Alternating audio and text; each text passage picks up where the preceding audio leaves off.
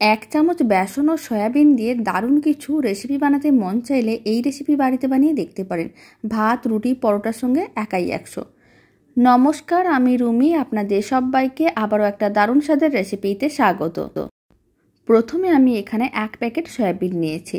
সয়াবিনগুলোকে এখন গরম জলের মধ্যে দিয়ে দিতে হবে আর 3 মিনিট মিডিয়াম টু হাই ফ্লেমে এইভাবে সয়াবিনগুলোকে সেদ্ধ করে নিতে হবে।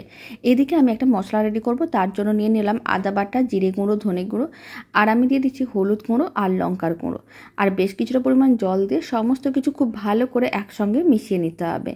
খুব ভালো করে মেশানো হয়ে গেছে, মিশ্রণটা রেডি করা হয়ে গেছে।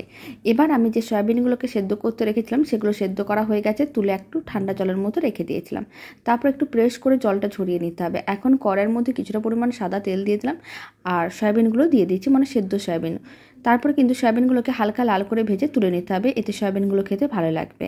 আবারও কিছুটা পরিমাণ তেল দিলাম, প্রায় 2 চামচের মতন, আর মশলার মিশ্রণটা দিয়ে ভালো করে মিশিয়ে নিতে হবে আর মশলাটাকে ভালো করে কষিয়ে নিতে হবে।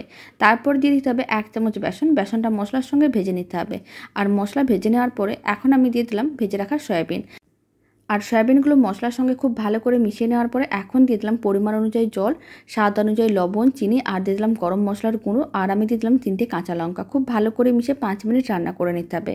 আর শেষে দিয়ে দিতে হবে 1 চামচ ঘি। তাহলেই রেডি হয়ে যাবে দারুণ স্বাদের এই সয়াবিনের রেসিপি।